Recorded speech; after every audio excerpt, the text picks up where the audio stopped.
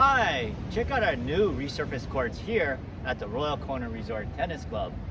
In this video, I'll share with you an overview, not of the tennis courts, but of my new Babolat Evolution Tour stringing machine. All right, it feels like Christmas in August. Let's go inside. All right, so let me share with you some of the differences between the Babolat Evolution and the Evolution Tour. Because when I first was deciding to buy a machine, I was gonna buy the Evolution, but I found out there's some added features to the Evolution Tour. So the first difference, besides the price, I forgot to mention, the Evolution comes in at $6,500 and the Evolution Tour is at $8,000. So the first difference is the stand of the machine. And this one is really solid. It's electronic, so the height can be adjusted electronically, whereas the Evolution is a manual stand. The weight of the electronic stand is about 15 pounds heavier than the manual stand. So if you're wondering what is the overall weight difference between the two machines, the Evolution comes in at 103 and the Evolution Tour at 123. So that 20-pound difference mostly is in the stand. All right, so the next difference between the two machines, the Evolution has a monochrome screen and the Tour has a color screen. And I'll talk more about its features a little later. All right, so next I wanted to talk about three features of the Evolution Tour that the Evolution doesn't have. So one is the digital string measurer, and it's located right below the screen. And the second thing is that it can also store profiles of different stringers. So I'll show you that later when I get more into the screen.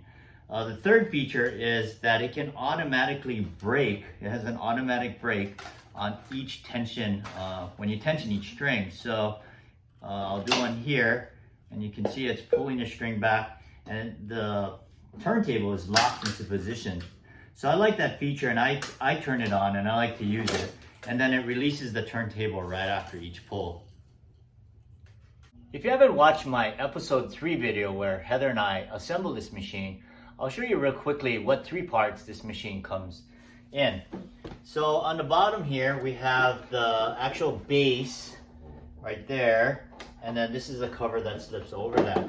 And then there's 4 screws that keeps the the stand secure. And then the machine, again, there's 4 screws right here that just goes right onto the stand. So I like this design because it's simple. It's 3 parts.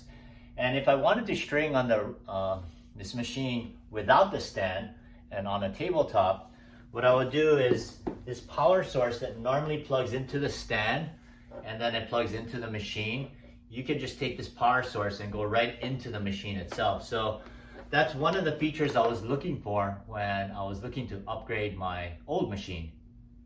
All right, so let's talk about this cool turntable.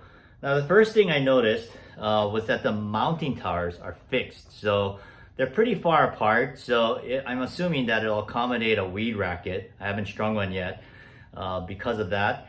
The arms are nice and thin, very low profiled. And on each of the arms, there's a clear protective plastic covering. You might not be able to see it, but that'll help protect those arms from the clamps banging into it. The clamps are on a 360 track. It's round. It's gravity released, so you can move it. You can actually have 2 clamps on the same side if you wanted. And what I wish these clamps had was a little opening, a bigger opening right here. Because if you're the type of stringer that releases the base before the string clamp, it would be more convenient to have a bigger opening to open that up. But it's not a big issue, but I wish that was there.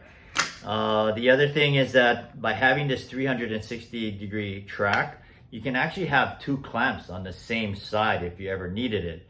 And I never thought of a situation before I got this machine, what I would need it for, but then I did come across a situation which I'll share later.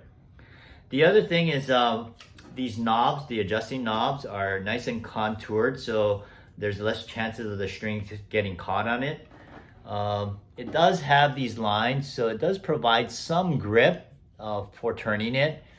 But I made a modification here. So I added a rubber band, and I happen to have a Babolat one. So that gives me a little bit more grip. I can't put one on this knob because it's contoured so much, but I got this one way at the top. So I'm gonna be adding another one to the other side. And as far as mounting the racket, there's no head or throat indicators on the mounting towers, so you can go either way with your racket. Main thing is you want to center it above within the turntable, so the side arms are there. The billiards, I noticed they go really fast. I mean, you just turn it and it just goes right up to the racket. So that's an adjustment that can be done really quickly. So those are some cool features about this turntable. All right, so here we have the tool tray, which is on the stringer side of the machine. And it is small. It's just big enough to fit my 5 basic tools. I wish it was a little bit bigger. I like to place my tools in the same place all the time so I know where to grab them when I'm stringing.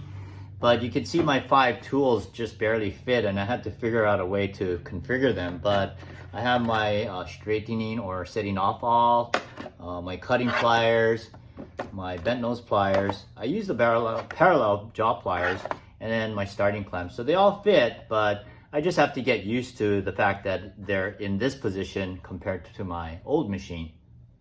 All right, so now we have the traction unit. That's what Babolat calls it, not the tension head. And you notice that there's no Diablo. So on this machine, I'll just have to get used to the fact that I'm not winding it around before putting it into the traction unit. All right, the calibration, well, I'm not gonna get into the whole calibration, but I wanted to show you how I attached my tension calibrator. So I took out one of the billiards, and then on this side, I already have it all the way to the mounting tower. I'm gonna take off the pad there. And I use this fishing scale that, and what it wants you to do is take the tension and measure at 10 kilograms and 30 kilograms. So I'll just do one pull just to demonstrate how I attach this to my machine when I'm taking that reading. So I just got this attached here, just right around the billiard. And I did lock the turntable. And I'm just gonna send this right into here and press it. And so I should be getting a reading that's at 10 kilograms. Then you're gonna confirm that on the machine, and then you take another one at 30. And if it's off, then you just do the adjustment on the machine. All right, so before we get into the screen, I did wanna show you that digital string measurer. So basically there's 2 holes here. You bring the string into one hole, and when the string starts popping out of this second hole, that's when it's gonna start taking the measurement. So I'm pushing that right there. So you can see the reading right there, and I have it in feet. So basically you're just gonna keep pulling the string until you reach the length that you want, and then you're gonna cut it off right there. So it starts the measurement as soon as the string comes out of that hole, and then you cut it, and then you're just gonna pull back what you don't need. All right, so now let's take a look at the screen features. All right, so now let's get into the color screen. Now, not only is it colored, I like the fact this, and I didn't even know this until I got the machine, is that right now it's facing me, but there's a setting that I can actually flip the screen. So if somebody on the other side wanted to see it, I can just flip it like that. So that's pretty cool. The other thing about having this color screen is everything is right in front of you that you need to get to. So you don't have to go through sub screens to get what you need, what you're looking for. So let's start up here. We have the tension right here. So you can slide this across if you want to get to the tension really quickly, if there's a big difference, or you can just go one at a time if you wanted to do it that way. And I have everything in pounds as far as my units. So anyway, we have the knot function here, and you would turn that on when you use it. It goes up to 11 pounds, but I have mine set at 5. Then we have the brake for the turntable right here. I have mine on auto. If you don't want to use it, so it locks the turntable on every pull, then you just say no. Then we have the pre-stretch. It goes up to 25%. I don't think I'll ever have to use that, but I mainly wanted something that goes up to 15 or 20, so I'm happy with that. And then this last one here is the traction speed, which adjusts how quickly it moves back. I do notice that this machine does pull pretty fast, so I have it down at 1 right now on a scale of 1 to 5. And then we have the mains and crosses. If you're doing a hybrid here, you can set that. And this one here is set on tennis. Now it has some pretty cool sound effects, I guess you could say. So you can set, so let me show you what I have for my tension right now. So I'm gonna go to sounds right there.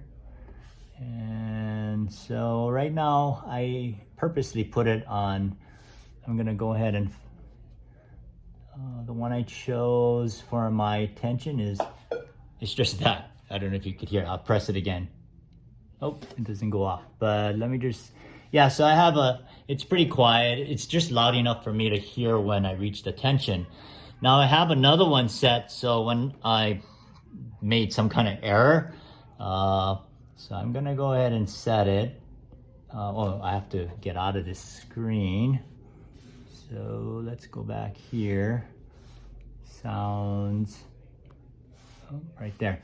So yeah, I'll go ahead and show you the one that I chose for information. So I go there, and no, it's up here. Oh, where is it? Oh, it's this one right here. So listen to this. So that's what you'll hear if I need some kind of information that I did something wrong or there's an error. There's some pretty funny ones in here. So let me just press one more so you can be entertained, but listen to this one. I can't imagine using this one. Yeah, that would get old after a while. So anyway, there's some cool features and sounds on this cool color monitor. I've strung about 20 rackets on this machine so far, but I feel like I'm still learning how to be more efficient with my movements as a string. In other words, be one with the machine. In fact, I'll share with you 3 things and 1 technique that I learned about using this machine as the saga of the Babolat Evolution Tour continues in next week's video. Thanks for watching. Happy stringing. And let your strings play.